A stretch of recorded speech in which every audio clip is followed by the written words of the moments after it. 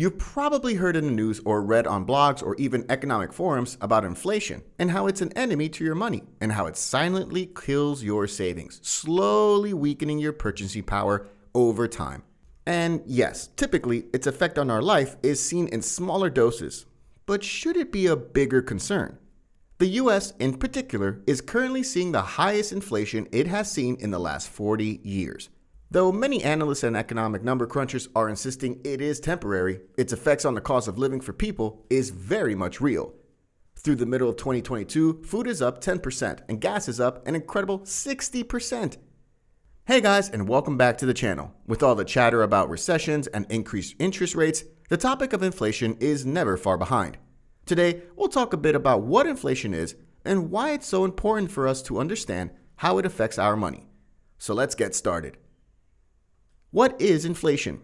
You can look at inflation as the depreciation of the purchasing power of your money. For instance, assuming you live in the US and you had $100 in 2020, you could buy about 40 gallons of gasoline with it. Now, in 2022, with the same amount of money for the same gasoline, you can only buy about 21 gallons. This is inflation. It's the overall increase in the prices of goods and services that, in turn, reduces just how far your money can go. It happens when you have few goods being chased around by many dollars, the very basics of supply and demand. This increases prices for the same goods. For instance, your fruits, cars, cell phones, transportation, or rent all increase. As inflation grows, the power of your money to buy is reduced, so you now need more money to buy the same goods and services. Inflation is basically caused by what is called demand pull and cost push. Demand pull is the major influencer when it comes to inflation that raises the prices. This happens when your demand for goods and services becomes so high that it outweighs supply. The producers of those goods, who may not even have enough in terms of labor, finance, raw materials, or even the time to settle such demands, would try and manage supply by raising prices, thus causing inflation. For example, an economy that is growing causes inflation when people become more assured and spend more because they now have better jobs. Another example is when the government spends more or prints more money.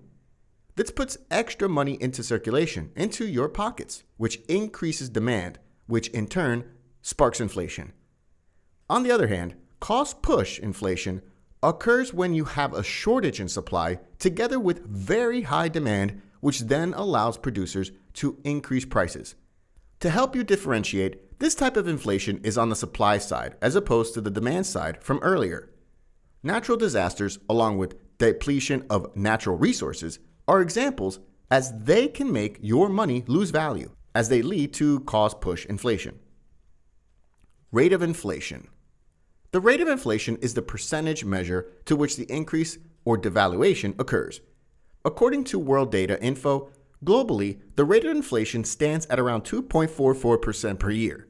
This means if you had put your money in a savings account that pays 1% interest, you'd lose 1.44% on your savings every year by doing nothing but leaving it in there. Generally, economists will state that sustained inflation is when the money supply of a nation, the total money in circulation, overtakes total economic growth. Because we favor a low and steady inflation, most countries have a monetary figure, such as a central bank, or in the case of the US, the Federal Reserve, that works to control the balance to keep the economy running efficiently. We'll often see this same type of balancing attempt at our jobs. When you hear people talking about a cost of living increase, this is an attempt by the business to help their employees combat inflation by increasing their pay to match that general 3%. What is used to track inflation? When we talk about inflation, we are typically talking about the broad price index, that is the overall price level of goods and services in the economy. There are several different ways that economists can use to measure inflation, but one of the largest price indices that we measure is called the Consumer Price Index, or the CPI. This measures primary consumer needs, including transportation, food, and other items like medical care and electricity on a weighted average. Because different households buy different things, a greater weight are put on things that have a higher average of spending. Economists will then compare the average prices from year to year to get an idea of the annual rate of inflation reflected in the price changes. While the CPI is largely tracked and used to measure inflation, there are several other indices that can be used to track inflation. The Producer Price Index tracks the changes in the price of products before they reach the consumer. These can include raw materials, fuel, grains, and produce. The Wholesale Price Index tracks changes in the price of products before they reach the retail sector. Items like raw cotton, for example. The Commodity Price Index tracks changes in commodities like base and precious metals, energy, and livestock.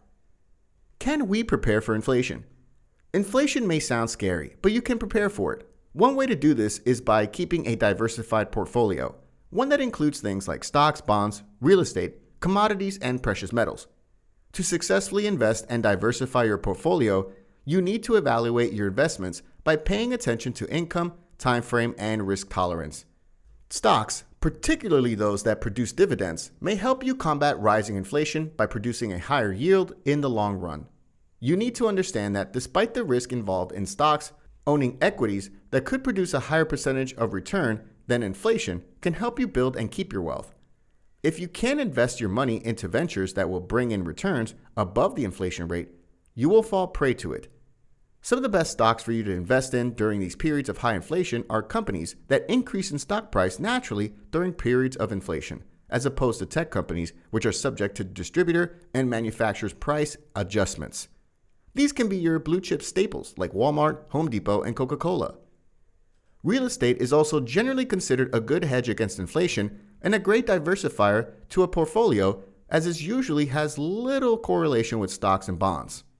It tends to keep up with the rising prices around it, and property values tend to increase over time and typically stay on a steady upward curve. In the end, the best inflation-proof investment is investing in yourself, which can help you prepare for future financial uncertainties and increase your earning power in the future. This type of investment in yourself starts with education and awareness, and continues with updating your current skills and even learning new skills, if needed, to match requirements in the future.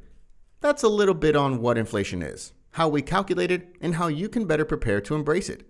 If you learned something new today, like this video and share it with your friends. Please consider subscribing and hit that bell icon to get notified when new videos drop. See you in the next one.